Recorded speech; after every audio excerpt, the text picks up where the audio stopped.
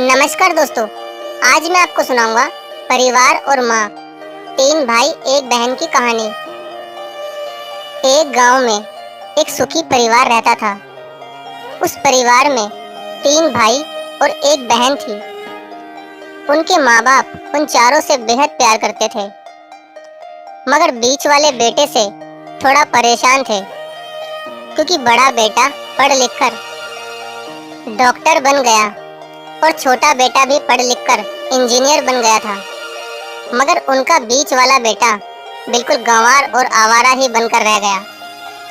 अब उनके दो बेटे डॉक्टर और इंजीनियर ने शादी भी कर ली थी और कुछ महीनों के बाद ही उनकी बेटी की भी एक अच्छे घराने में शादी हो गई थी।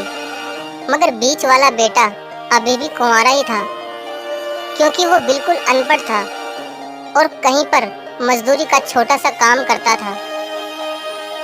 इसलिए उसे शादी के लिए कोई भी लड़की नहीं मिल रही थी और उसके माँ बाप उससे बहुत परेशान हो चुके थे।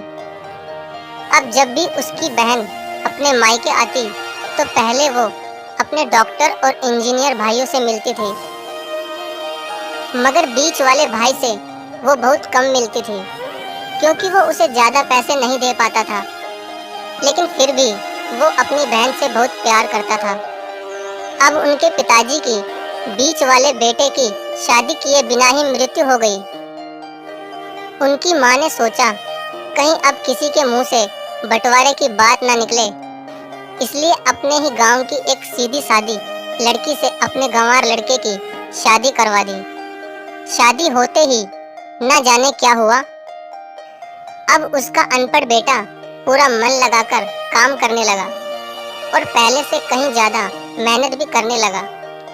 अब तो उसे कोई भी दोस्त बुलाने आता तो वो उसे यही कहता था कि भाई, पहले तो मैं जैसे तैसे अकेला कमाकर खा लेता था, मगर अब मेरी शादी हो गई तो मुझे अपनी पत्नी के लिए भी कमाना पड़ता है और कल को आने वाले बच्चों के लिए भी तो कुछ जोड़ना ही पड़ेगा।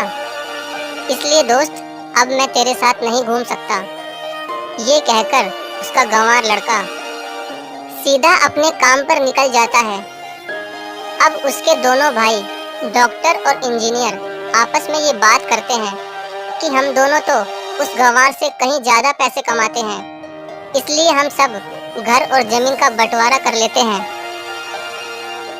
और उस गंवार से अलग हो जाते हैं, क्योंकि अब वो हमारे बराबर कभी भी नहीं कमा सकता। इसलिए उन दोनों भाइयों ने अपनी माँ के लाख मना करने के बावजूद भी बंटवारे की तारीख तय कर दी और उन्होंने अपनी बहन को भी बुलवा लिया और अपने गंवार भाई से भी कह दिया कि आज तुम अपने काम पर मत जाना, क्योंकि हम सब आज घर और जमीन का बंटवारा करेंगे। उसी वक्त उसकी बहन भी आ जाती है। तभी उसका गंवार भाई कहता है कि तुम लोग बंटवारा कर लो, मुझे जो भी देना हो दे देना, मैं शाम को आकर अंगूठा लगा दूंगा। तभी उसकी बहन कहती है, अरे बेवकूफ, तू तो अनपढ़ ही रहेगा, जमीन का हिस्सा तो आमने सामने बैठकर ही होता है। तभी उसके दोनों भाई भी बीच वाले गंवार भाई को उल्टा सीधा कहते हैं। तब उसकी माँ भी उसे कहती है कि बेटा, आज तो काम पर मत जा, बंटवारा तेरे सामने ही होगा तो ही अच्छा है। उसी वक्त वकील भी आ जाता है।